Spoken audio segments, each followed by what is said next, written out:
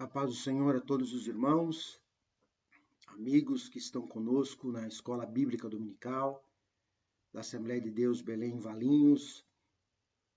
Queremos aqui, neste momento, agradecer a Deus. Depois estaremos ministrando a lição desta semana, a segunda lição, Sublimidade das Bênçãos Espirituais em Cristo. Vamos orar ao Senhor e, na sequência, vamos falar da palavra de Deus. Querido Deus, nosso Pai que estais nos céus, no nome de Jesus, nós te louvamos, Senhor, por estar aqui. Abençoa, meu Deus, a cada um que está conosco. Põe as tuas mãos da vitória, que Deus possa operar um milagre, Senhor, na vida de cada um deles. Pai amado, em nome de Jesus, fica conosco, nos dando a vitória e graça, Pai. É o que nós te pedimos, no santo e poderoso nome do Senhor Jesus. Louvamos a Deus pela oportunidade de estarmos aqui, junto com vocês, através do Face da Igreja Assembleia de Deus Belém Valinhos. Nós vamos louvar ao Senhor com o hino 258, Na Rocha Eterna Firmado. Eu quero agradecer aqui ao Lauro Silva, que nos gravou esse hino para nos abençoar aqui nesta manhã. Quero agradecer a todos os irmãos que estão conosco, o pastor Constantino, Deus abençoe, nossa irmã Geni, a todos, pastor Narraço, Marcos e todos os irmãos da igreja. Deus dê vitória a todo o povo de Deus. Vamos louvar a Deus nesse momento. Glória a Deus. Um Salvador meigo é Cristo Jesus, pois Ele minha alma salvou. Também os pecados tomou sobre si na cruz, quando me resgatou. Na rocha eterna firmado estou eu, e tenho a salvação. Me esconde Jesus Cristo no manto seu, velando-me com sua mão, velando-me com sua mão. As bênçãos do céu desfrutando eu estou, em Cristo, Filho de Deus. Alegre eu vivo e ando na luz, prossigo na senda do céu. Na rocha eterna firmado estou eu, e tenho a salvação. Me esconde Jesus Cristo no manto seu, velando-me com sua mão, velando-me com sua mão. As cargas que eu tive, Jesus a tomou, agora liberto estou. A graça me basta, que Cristo me deu, assim para o céu presto eu vou.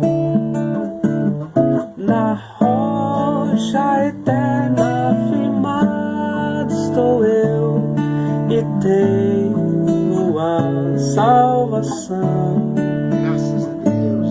Me esconde Jesus Cristo no manto seu, velando-me com tua mão, velando-me com tua mão. Findando a lida, então verei com os anjos e santos no céu, em hinos de glória eu entoarei aquele que por mim morreu. Na rocha eterna firmado estou eu e tenho a salvação. Me esconde Jesus Cristo no alto céu, velando-me com tua mão, velando-me com tua mão.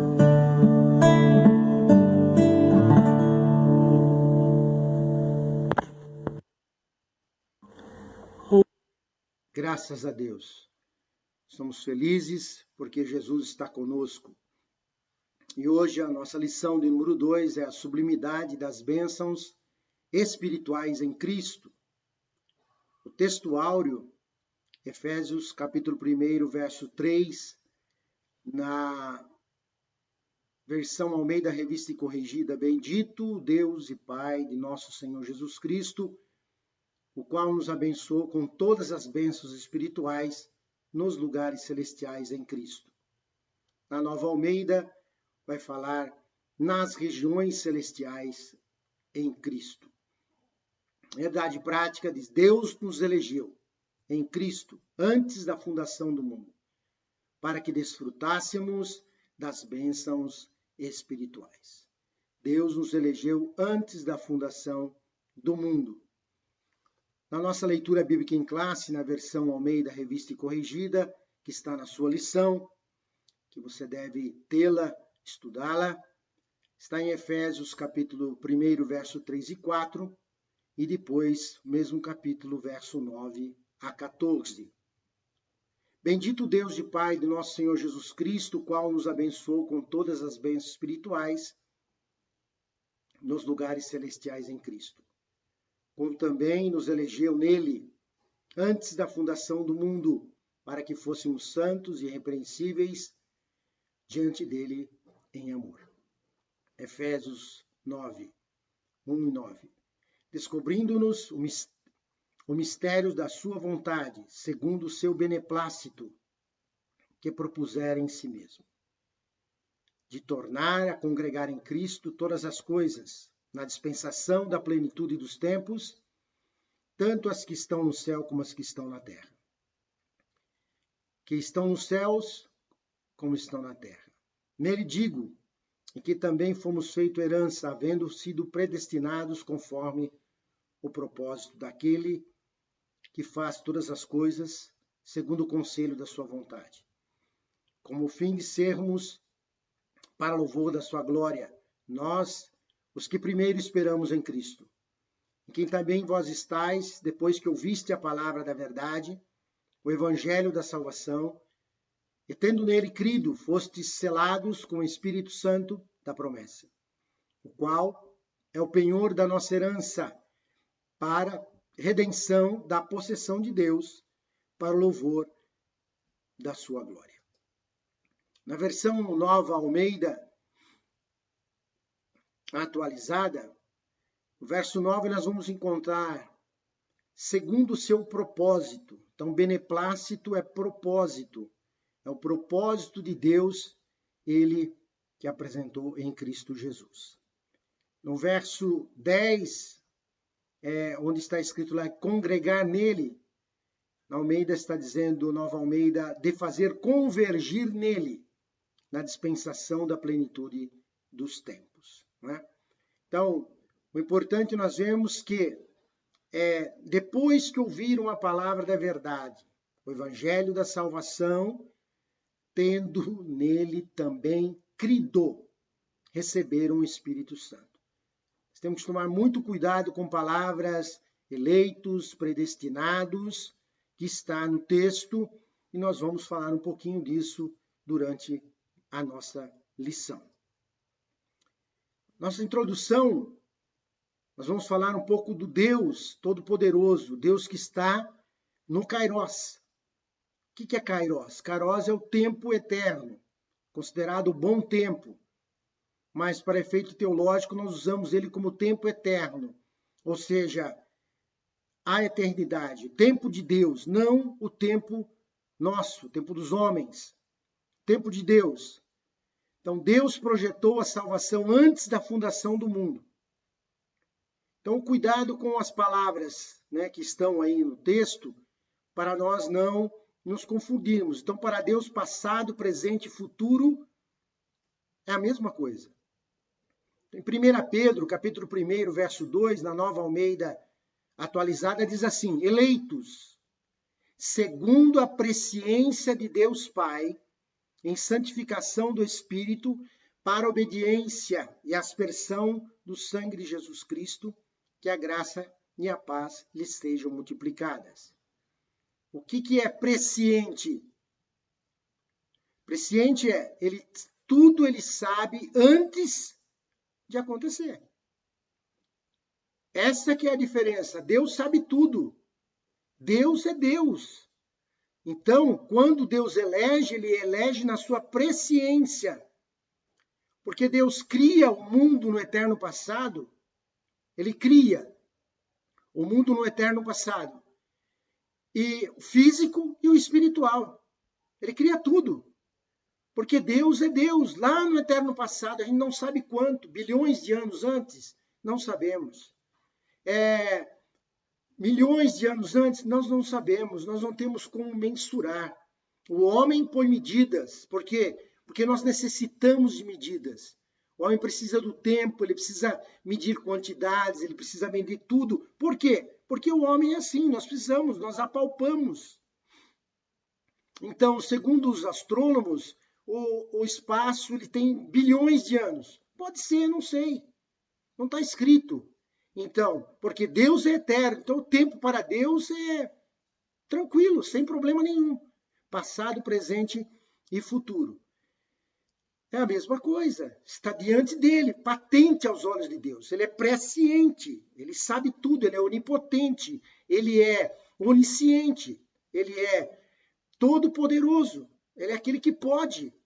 Então, Deus sabia, já que Lúcifer, o anjo de luz, que agora se tornou Satanás, ele iria se revoltar e expulsa. Deus já sabia que ele ia fazer. É importante a gente entender que Deus sabe tudo de antemão, Deus nunca é pego de surpresa. Então nunca pense que quando você está passando um problema, uma dificuldade, que Deus está provando você, que é para Deus conhecer você. Não, Deus já conhece você completamente. Quem precisa conhecer Deus sou eu e você. Então, quando Deus cria o homem, Deus também sabe que o homem, ele vai pecar. Mas ele cria semelhante a ele. Bendito seja o nome do Senhor. Semelhante a ele, ou seja, quando Deus cria ele semelhante, significa que Deus dá a ele a condição, dá a ele a capacidade de escolher. O livre-arbítrio é dado ao homem, porque Deus fez o homem semelhante a ele. O Pai, o Filho e o Espírito Santo, semelhante, não igual. Semelhante a ele. Então a qualidade de tomar decisões e escolher foi dado ao homem também, que é o livre-arbítrio. Aí Deus envia Jesus para resgatar o homem que crê. Deus envia Jesus, porque precisava de alguém para poder morrer no lugar do homem pecador. E depois, o que Deus faz? Deus abençoa a igreja, o corpo, aqueles que foram salvos pelo Senhor Jesus Cristo, ele abençoa, fazendo o quê? Derramando sobre ela as bênçãos espirituais.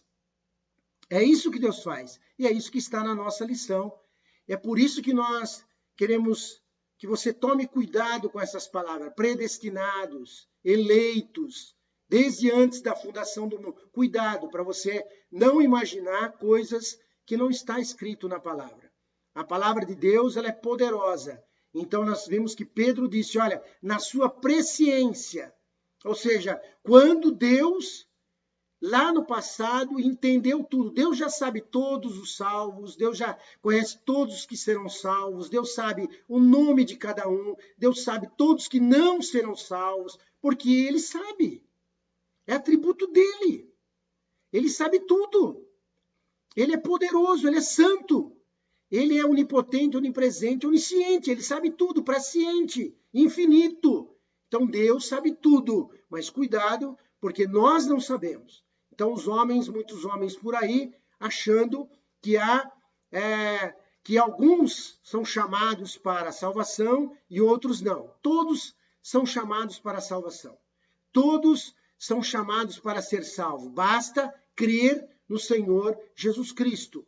É importante, é necessário crer. No primeiro ponto, a nova posição em Cristo, ele fala da palavra doxologia. Doxologia, o que é doxologia?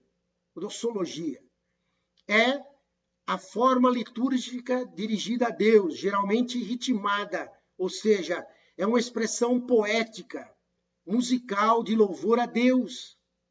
Olha que interessante, o seu significado concebe o conceito de usar palavras para dar forma ao louvor, usando poesia, usando prece, hinos, como forma de expressão de louvor à glória de Deus. Isso é doxologia. Nós temos que ver na palavra de Deus como quando nós olhamos para o livro de Salmos, quando nós vemos como Deus, ali através do salmista, e o salmista expressa da sua alma, faz muita doxologia. E aqui eu extraí alguns exemplos do que Paulo escreve, elogiando, dando glória, fazendo o nome do Senhor ser louvado.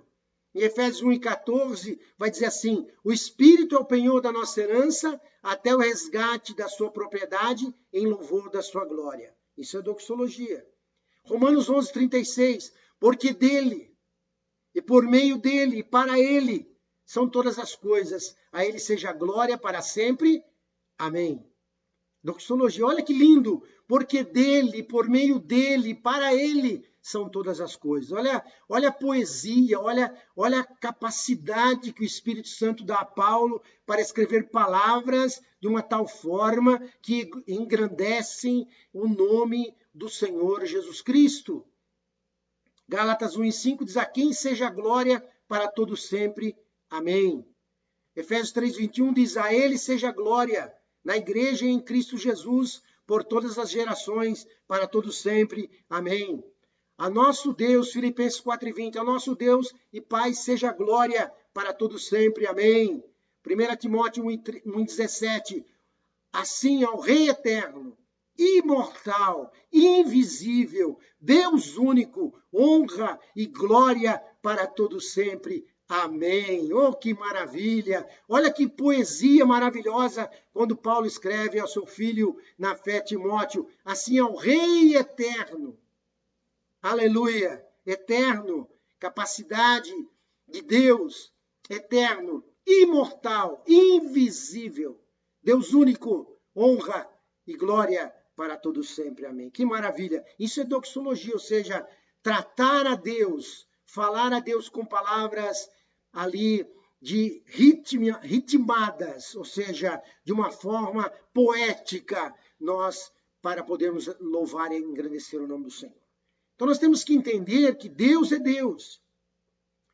E nós temos a Trindade, ou seja, o Pai, o Filho e o Espírito Santo, como está na figura, né? Apenas uma figura para tentar demonstrar. Esse é um conceito difícil de muitas pessoas entenderem. Então, o Filho não é Pai, e o Pai não é Filho. O Pai não é o Espírito Santo não é Pai. Ou seja, o Filho não é o Espírito Santo. Cada um são pessoas distintas, separadas. Mas todos os três são Deus. O Pai, o Filho e o Espírito Santo é Deus. Então, o Pai é todo-poderoso, o Filho é todo-poderoso, o Espírito Santo é todo-poderoso. O Pai é onipotente, o Filho é onipotente, o Espírito Santo é onipotente. O Pai é onisciente, o Filho é onisciente, o Espírito Santo é onisciente. Ou seja, Pai, Filho e Espírito Santo, é a trindade que nós louvamos a Deus por conhecê-lo. Bendito seja o nome do Senhor. No segundo ponto, as bênçãos espirituais, e no terceiro, a nova condição, nós vamos ver aqui que é importante nós entendermos que para receber as bênçãos, para ter a nova condição, tem um processo, tem que acontecer alguma coisa. E quando nós olhamos para a palavra de Deus, em João 3,16, o texto áureo da Bíblia, porque Deus amou o mundo de tal maneira que deu o seu Filho unigênito, para que todo aquele que nele crê não pereça, mas tenha vida eterna. Quem nele crê não é condenado, mas quem não crê já está condenado.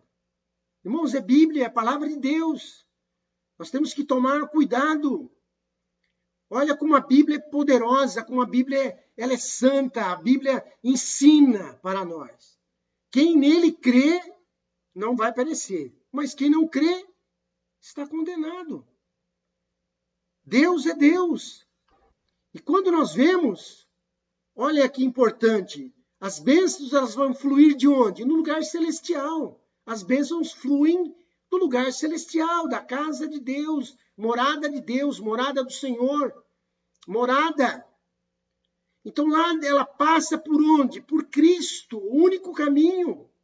Não tem como o homem e a mulher terem encontro com Deus a não ser por Cristo. Ele é o caminho, a verdade e a vida. Então, existe uma barreira gigantesca entre o homem e Deus. Chama-se livre-arbítrio. O homem que crê, então quando nós olhamos na figura, se o homem passa pelo livre-arbítrio e ele diz, eu quero Jesus como meu Salvador, aí sim, a nova condição dele, a salvação que vem em Cristo, vai levar a ele a receber as bênçãos espirituais que estão prontas para Deus derramar sobre o seu povo. Mas passa pelo livre-arbítrio. O homem precisa querer, a mulher precisa querer, crer no Senhor Jesus Cristo. Crer nele como Senhor e Salvador. E como nós vemos na de baixo, no outro diagrama de baixo, o Senhor, as bênçãos espirituais estão disponíveis, o Senhor Jesus Cristo está disponível. Mas se o livre-arbítrio, ou seja, o homem não decidiu, não quero Jesus como meu Salvador, ele vai para a perdição. É uma escolha. É importantíssimo nós entender, irmãos amados, que salvação depende da ação humana. Qual é a ação humana? Crer no Senhor Jesus Cristo. Salvação é pela graça, mas com o coração se crê e com a boca se confessa que o Senhor Jesus Cristo morreu para nos salvar. Então é importante nós crermos em Jesus Cristo, porque assim nós vamos chegar. Então, as bênçãos espirituais e a nova condição só ocorrem quando o homem e a mulher creem em Jesus. Passa pelo livre-arbítrio, ou seja, dentro dele, ele acredita, ele crê, e ele passa pelo livre-arbítrio dele, ele fala, quero Jesus, eu quero a salvação. Por isso que nós, nos nossos templos, ou quando nós falamos com as pessoas, dizemos, você quer aceitar a Jesus como Salvador?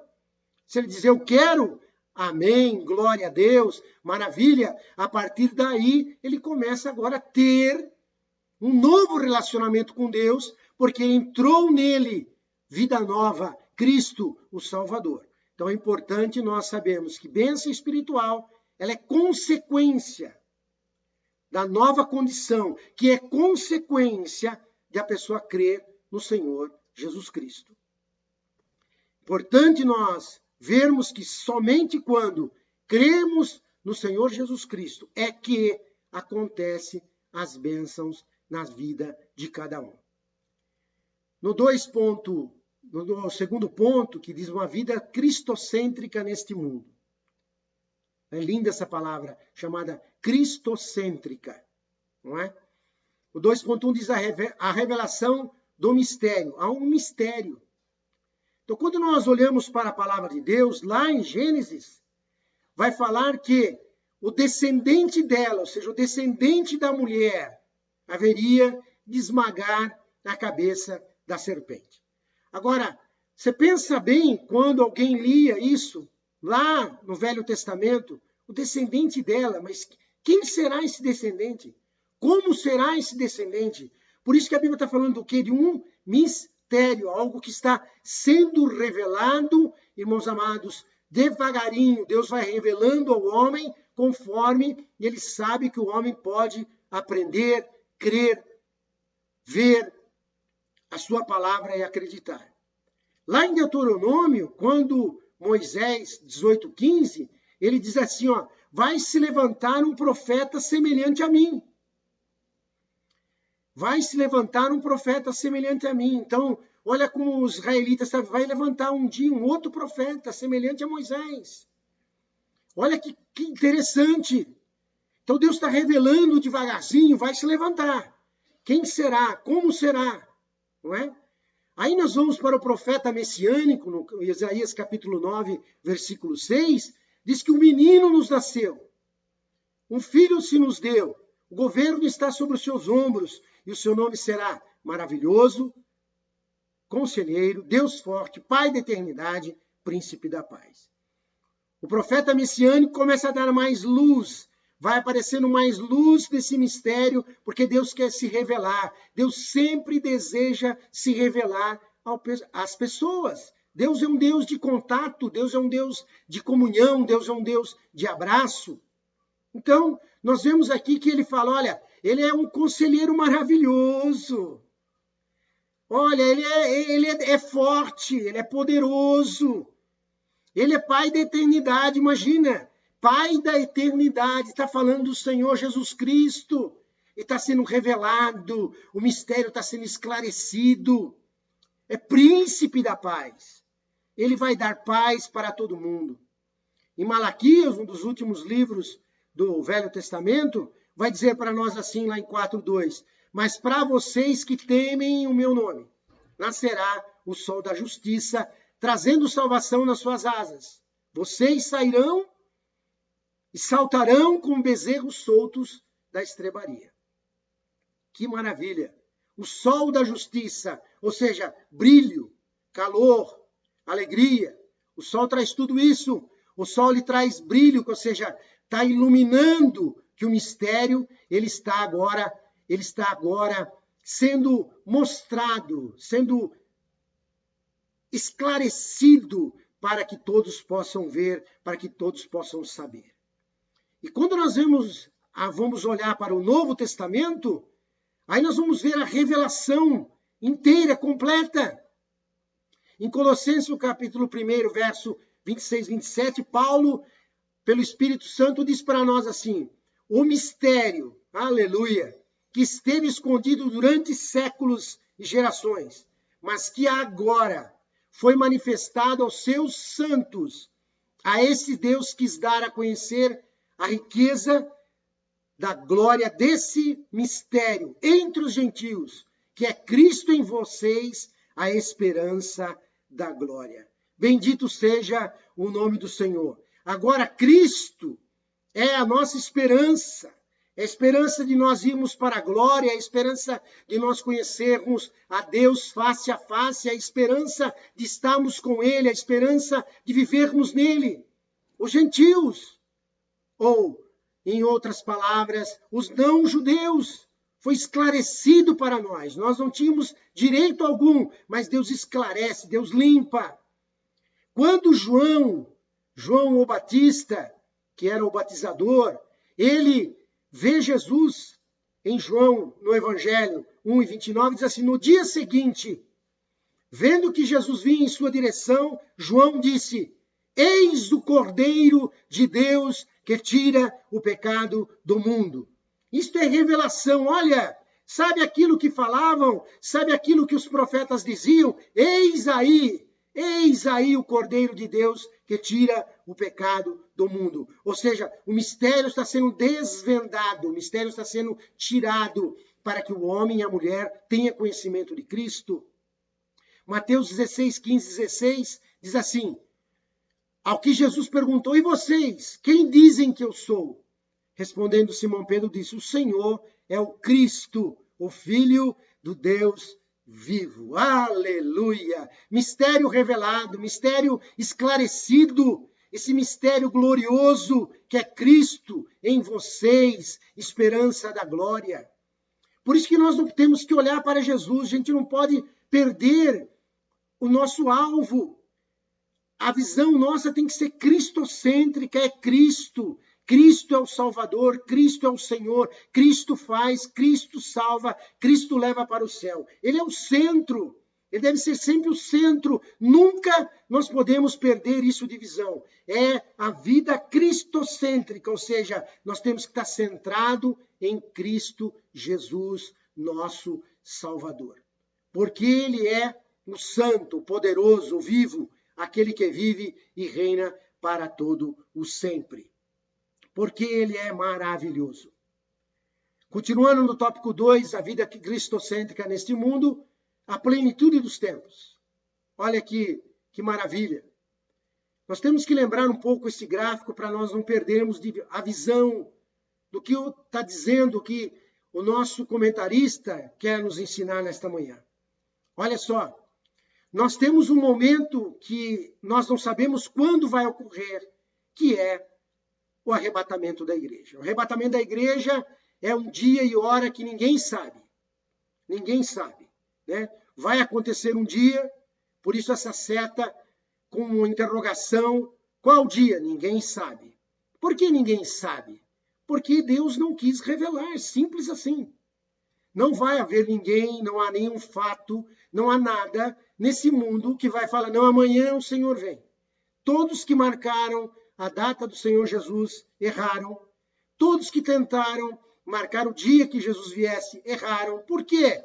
Porque ninguém sabe. Não foi revelado ao homem. Deus colocou o Pai, o Filho, o Espírito Santo, sabe, mas o homem não sabe.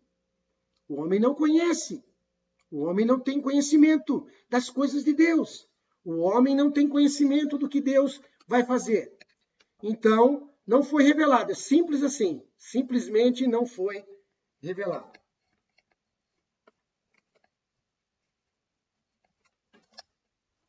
Simplesmente não foi revelado. Então, qualquer coisa que você ouvir falando sobre arrebatamento, desconsidere. Não existe arrebatamento com data marcada. Agora, depois do arrebatamento, começa a semana 70, 70ª semana de Daniel, perdão. 70ª semana de Daniel. Começa a grande tribulação, dividida em duas partes. A primeira, uma falsa paz, e depois a grande tribulação na segunda parte. 7 anos. Agora, depois dos 7 anos, aí sim, depois dos 7 anos, no final da grande tribulação, Jesus volta. Isso a gente sabe porque está escrito na palavra. Ele vem para salvar a quem? A Israel, que está sendo massacrado. E todas as nações gentílicas que as não judaicas, os não judeus, se juntaram a Israel para combater o anticristo, que se levantou na grande tribulação. Então, Jesus volta para Israel e essas nações, e depois ele prende Satanás, e aí começa o milênio, que também é 1000 anos. Está escrito, é 1000 anos. Então agora Jesus governa a partir do momento da sua volta para Israel, né? Quando ele volta para Israel, porque a segunda vinda de Jesus é duas partes. A primeira é arrebatamento. Arrebatamento é invisível. Arrebatamento é só para quem crê. E a segunda não é visível. Todos o olho o verão, como diz a Bíblia. Todo olho o verão. Todos. Como vocês sabem, a terra é esférica. Provavelmente Jesus chegando em Israel, todas as televisões filmando, e será distribuída essa imagem, ou o Senhor vai fazer um milagre para que todos vejam ao mesmo tempo. A gente não sabe como vai acontecer, não é? Pensando como humano, as televisões vão espalhar a mensagem aí pelo mundo, né? Porque a Terra é redonda. Ele vem num lugar, não dá para vir em dois. Ele pode vir em 2 lugares, mas não vai vir. Ele vai vir ali, em Israel, com a igreja. Começa o milênio, porque Satanás é preso. tudo é restaurado, a terra é restaurada, Jesus governando. Só que no final do milênio, Satanás é solto para pôr em prova aquelas pessoas se creram. Né? Tem muitos que estão passando o milênio e não creram. Tem muitos que estão na bênção, estão na casa de Deus, estão ali junto com a igreja, mas não creem em Jesus Cristo. Então, cuidado, precisa crer no Senhor. Satanás é solto, a gente não sabe qual é o período, quanto tempo que vai acontecer, mas Satanás é solto para enganar. Depois, ele é ali dominado, todos que seguem ele são destruídos na guerra de Gog e Magog, e ele é lançado no lago de fogo, como todos aqueles também. Aí se instaura o trono branco, ressuscita todos os mortos, agora também são ali, nesse momento, julgados, e novo céu e nova terra. Então, a partir da volta do Senhor Jesus, essa plenitude que o nosso irmão está dizendo aqui, tudo isso é governado por ele. Jesus governa tudo. A partir desse momento, todo o governo está nele, para ele, por ele, todas as coisas estão nele. É o Senhor Jesus Cristo fazendo ali o seu trabalho maravilhoso. Por quê? Porque ele é o Todo-Poderoso. Ele não esqueça, Jesus é o Todo-Poderoso. E ele vai estar dominando ali todas as coisas. Então, nós temos que convergir para Cristo. Todas as coisas devem convergir nele. Olha o que disse Hebreus, no capítulo 1, do verso 1 ao 4. Antigamente, Deus falou muitas vezes e de muitas maneiras aos pais pelos profetas. Mas nesses últimos dias, nos falou pelo Filho, a quem constituiu o herdeiro de todas as coisas e pelo qual também fez o universo. O Filho, que é o resplendor da glória de Deus e a expressão exata do seu ser, sustentando todas as coisas pela sua palavra poderosa. Depois de ter feito a purificação dos pecados, assentou-se à direita da majestade nas alturas. Tendo se tornado tão superior aos anjos, quanto herdou mais excelente nome do que eles. O nome de Jesus é sobre todo nome, o domínio está nele. Mas a sua atuação como poderosa e que ninguém pode fazer mais nada, a não ser debaixo da sua mão, é a partir do seu retorno, quando ele vem ali a restaurar Israel e instaurar o milênio. A partir desse momento, o Senhor Jesus Cristo toma todo o governo no céu e na terra. Bendito seja o nome do Senhor. Porque ele é todo poderoso, ele é santo, ele é maravilhoso. E o nome dele é sobre todo nome. Veja bem que o nome dele é sobre todo nome. Glória a Deus. E vivendo essa vida cristocêntrica, é o louvor da sua glória. Se nós olharmos pelo gráfico, nós vamos ver que o que o Senhor quer é uma unidade entre judeus e não judeus. Não judeus são todas as outras nações, os gentios. Pela conversão, os dois se tornam igreja. E a igreja aprende a fazer o quê? A louvar, a glorificar, a exaltar o nome santo do Senhor Jesus Cristo. E quando isso acontece, o louvor chega no céu e do céu volta a glória. A glória de Deus é derramada sobre quem? Sobre a igreja, sobre nós que cremos no Senhor Jesus Cristo. A ele seja a glória na igreja. É o que está escrito lá em Efésios 3,19. A ele seja a glória na igreja e em Cristo Jesus. Então chega o louvor, chega a glória no céu e do céu vem glória para nós. O Espírito Santo manifesta no meio da igreja, faz maravilha, porque Jesus derrama da sua glória sobre o seu povo. Esse é o desejo do Senhor, é fazer com que todos recebam a sua glória, porque ele deseja que cada um receba a sua glória. Agora, precisa que o cristão esteja vivendo uma vida cristocêntrica, viver para Cristo, viver nele, para ele, por ele, porque ele é o maravilhoso Senhor, maravilhoso, poderoso, aquele que vive e reina para todo sempre. Nós precisamos continuar sendo um cristão que é centrado em Cristo. O terceiro tópico vai dizer o Espírito Santo, o penhor da nossa herança. Aí ele fala para nós, no 1, O selo do Espírito Santo. O que é selo?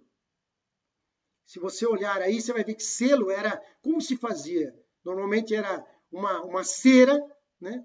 E aí você tinha um carimbo que era colocado para dar identidade, identificação, né? Identificava quem mandava. Como você vê hoje o selo do correio, ele tem uma identidade para validar aquela carta. E ela era selada, ou seja, não podia se abrir. Estava selada, só podia ser aberta por aquele que recebia ou era endereçada para o destinatário. Então, em 1 Pedro 2:9, nós vamos ver o quê? Vocês, porém, são geração eleita. Lembra que eleitos na presciência de Deus. Que Deus já sabia que você, eu, nós nos entregaríamos a Cristo, íamos crer em Cristo. Vocês, porém, são geração eleita, sacerdócio real, nação santa, povo de propriedade exclusiva de Deus, a fim de proclamar as virtudes daquele que os chamou das trevas para a sua maravilhosa luz. Então, quando Deus nos sela, né, nós somos agora o selo do Espírito Santo, ele vem para nós entendermos que Deus é Deus. Deus é o Todo-Poderoso. O anjo sabe que nós servimos a Deus porque nós temos um selo. Assim como Satanás e os demônios sabem que servimos a Deus, porque nós temos o selo do Espírito Santo, a marca espiritual. Nós temos uma marca, nós somos propriedade exclusiva de Deus. Porque como acontece essa situação? O Espírito Santo é tão poderoso que lá em João 16, 7 e 8, o Senhor Jesus falando, ele diz assim, mas eu lhes digo a verdade, é melhor para vocês que eu vá, porque se eu não for, o Consolador não virá para vocês. Mas se eu for, eu enviarei a vocês. Quando ele vier, convencerá o mundo do pecado, da justiça e do juízo. Do pecado, da justiça e do juízo. É o Espírito Santo que convence através da pregação da palavra de Deus. Efésios 1:3 vai dizer assim, nele também vocês, depois, olha a importância da palavra, depois que ouviram a palavra da verdade. Então, primeiro é ouvir a palavra. A fé, ela vem pelo ouvir. Ouvir o quê? Ouvir a palavra de Deus, a palavra da verdade. O evangelho da salvação. Tendo nele também crido, tem que crer no Senhor Jesus. Receberam o selo do Espírito Santo da promessa. Então, é um processo. Ouve-se a palavra de Deus. Crê no Senhor Jesus Cristo. O Espírito Santo convence aquele que está ouvindo, aí ele crê. Quando ele crê, ele recebe, ele é pautado, ele é ali marcado com o selo do Espírito Santo. Aí em Romanos 8, 15, 16, vai dar para nós essa dimensão poderosíssima de que receber o Espírito Santo. Diz assim, porque vocês não receberam um espírito de escravidão, para viverem outras vezes atemorizados, mas receberam o espírito de adoção, por meio do qual clamamos Abba Pai. O próprio Espírito confirma ao nosso espírito que somos filhos de Deus. Quando você olha que coisa linda, maravilhosa, santa, poderosa, vocês não receberam um espírito de escravidão. Nós não somos escravos, nós somos filhos, nós podemos dizer assim, Abba Pai. Abba quer dizer, aqui do aramaico, quer dizer assim, olha, paizinho, papai, aquele que você pode abraçar, aquele que você pode beijar, aquele que você pode estar em comunhão com ele. Você pode sentar no colo dele, você pode chorar no colo, porque Abba Pai, meu papai. Olha a diferença. O judeu tem uma dificuldade para poder se falar ali com Deus, ele tem uma dificuldade para poder se relacionar. Por quê? Porque ele entende como um Deus longe, poderoso. Mas nós, crentes, que recebemos o Espírito, temos ele como Pai, bendito seja o nome do Senhor. Ele está conosco e nós recebemos, nós somos... E agora, o Espírito Santo que está em nós, ele confirma ao nosso espírito, porque nós somos corpo, alma e espírito. Ele confirma, meu filho, você é filho de Deus. Aleluia. Você é filho de Deus. Você que me ouve, você é filho de Deus. Você aceitou Jesus, você é filho de Deus. Não fique desesperado. O Senhor Jesus vai vir nos buscar. E em Gálatas 5, 22 e 23, vai falar para nós. Depois que nós recebemos o selo, o Espírito Santo, que vem morar na nossa vida, faz em nós morada, ele diz assim, Paulo escrevendo para nós, mas o fruto do Espírito é amor, alegria, paz, longanimidade, benignidade, bondade, fidelidade, mansidão, domínio próprio. Contra essas coisas não há lei. Depois que o cristão recebe Cristo na sua vida, ele começa agora a ter o fruto do Espírito. Então ele tem amor para dar, alegria, paz, ele é bom, ele é fiel, ele é manso, ele é uma pessoa que vive para Deus. Por isso o Espírito Santo mora nele e faz dele uma nova criatura, e ele é uma pessoa que recebe essa maravilha que é o Espírito e começa a dar fruto, o fruto do Espírito, começa a dar esses gomos maravilhosos, como se fosse uma laranja com os seus gomos. Aí ele tem amor, ele tem alegria, ele tem paz, ele tem mansidão, ele tem tanta coisa boa, ele é bom, ele é maravilhoso. Se nós continuarmos para o segundo tópico, diz o penhor da nossa herança. Penhor, o que é penhor? Eu trouxe uma outra versão, a King James atualizada, de Efésios 1, 13 e 14, que facilita o entendimento. Ele diz assim, nele igualmente vós tenho ouvido a palavra da verdade, o evangelho da vossa salvação, e nele também crido. Fostes selados com o Espírito Santo da promessa. Agora vê o 14, que está falando sobre o penhor, na versão nova Almeida atualizada ou na RC. Ele diz que é a garantia da nossa herança para a redenção da propriedade de Deus, para o louvor da sua glória. Então o penhor é a garantia. Quando você comprava alguma coisa, você tinha que dar o quê? Um penhor, uma garantia. Olha, comprei. Sabe quando você tem que dar ali um adiantamento, que você fala, não, eu realmente comprei, olha, está aqui o adiantamento, e depois eu vou finalizar a compra da propriedade. Você dá ali um sinal, a gente costuma mais chamar de sinal, né? Você dá ali um valor, é o penhor, é a garantia. Para quê? Para que aquela pessoa não venda aquela propriedade para outro. Você vai lá dar um cheque, você vai lá dar um valor, transfere, para quê? Para garantir a compra do carro, para garantir a compra daquela propriedade. Então, o selo, que é o Espírito Santo, ele é a garantia. Como ele está em nós, agora, nós estamos garantidos que no final, no tempo de Deus, na sua presciência, no arrebatamento da igreja, nós seremos o quê? Levados como propriedade dele, porque ele comprou com o seu sangue. Jesus Cristo comprou com o seu sangue quando ele derramou no Calvário.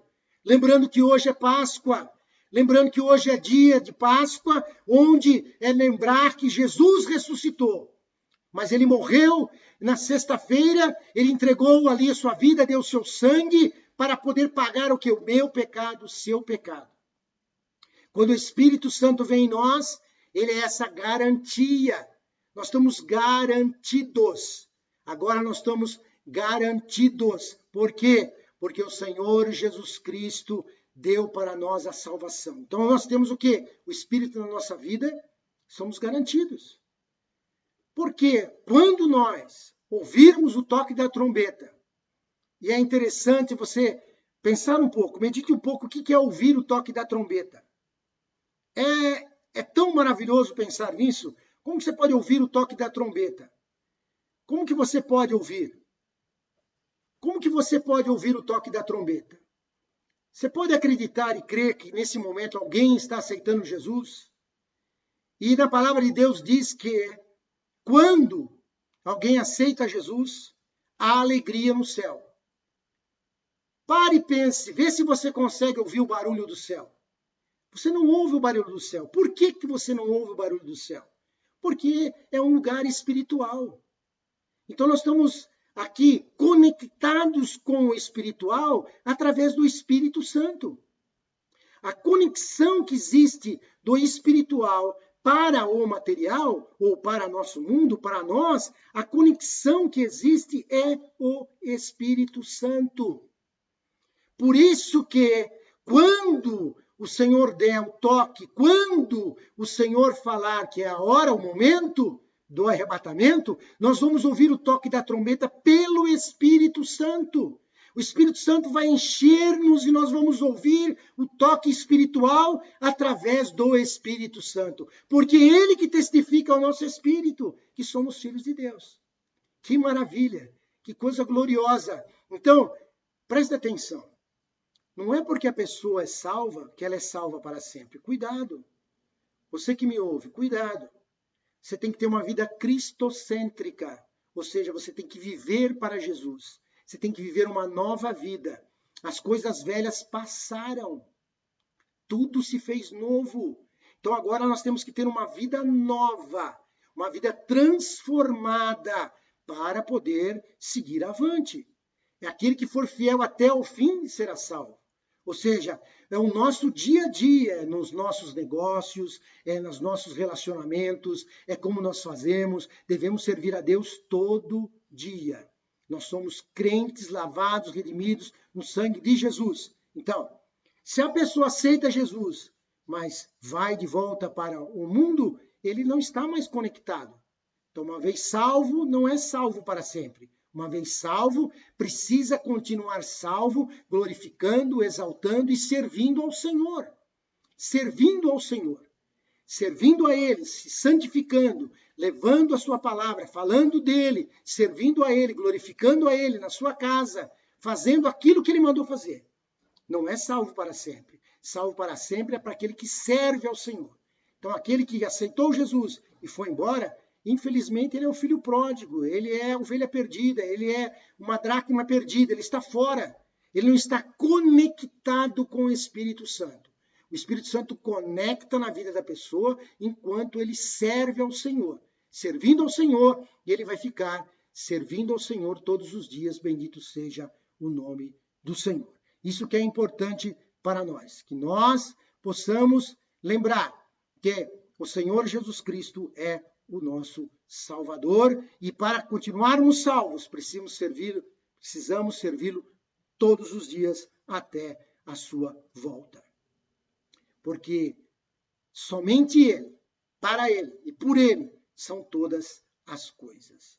Deus é santo, Deus é maravilhoso e nós conhecemos a Ele por causa da sua grande e infinita misericórdia. E para nós concluirmos nesta manhã, nós vamos ler aqui 2 Coríntios 5, 17 e 19, que diz: E assim, se alguém está em Cristo, é nova criatura. As coisas antigas já passaram, eis que fizeram-se novas. Ora, tudo isso provém de Deus, que nos reconciliou consigo mesmo por meio de Cristo e nos deu o ministério da reconciliação. A saber, Deus estava em Cristo reconciliando consigo o mundo, não levando em conta os pecados dos seres humanos e nos confiando a palavra da reconciliação. Então, há um processo. Se crê no Senhor Jesus Cristo, a sua palavra, recebe o selo do Espírito Santo. O crente tem que ser fiel, permanecer fiel a Jesus até a sua volta. Aí sim, aguarda o arrebatamento. Quando formos arrebatados, seremos transformados. Então, aquela propriedade que nós estamos agora penhorados, nós estamos agora garantidos pelo Espírito Santo, seremos transformados e levados para a glória em nome do Senhor Jesus Cristo. Nós vamos ser transformados, nós vamos ser ali mudados para um corpo espiritual e vamos ser arrebatados com o Senhor. Bendito seja o nome do Senhor. E aqueles que estiverem mortos ressuscitarão e serão levados também com um corpo novo. Então o Senhor estará resgatando a sua propriedade, ou seja, inteira, corpo, alma e espírito, todos estando ali resgatados, e agora nós vamos entrar no céu pelas portas. Mas se mantermos a nossa fidelidade, precisamos ser fiéis ao Senhor para sermos arrebatados. Temos o penhor enquanto formos fiéis. Temos a garantia enquanto formos fiéis. Que Deus em Cristo abençoe. Que Deus em Cristo ajude. Que Deus em Cristo dê a vitória a todos os nossos irmãos. Quero orar e abençoar a todos vocês no nome do Senhor Jesus Cristo. Receba a bênção do Senhor. Pai Santo, no nome de Jesus, nós queremos, Senhor, te louvar e te agradecer por esta aula. Deus, que o teu Espírito Santo fale em cada coração, que os seus crentes, Senhor, sejam cada dia mais fiéis, aguardando a tua volta. Pai, no nome de Jesus, abençoa o teu povo, abençoa a igreja em Valinhos, abençoa todos os teus servos, é que nós te pedimos, te agradecemos, no nome santo do Senhor Jesus Cristo. Deus em Cristo abençoe a todos os irmãos, no nome do Senhor Jesus Cristo. Aleluia! Bendito seja o nome do Senhor.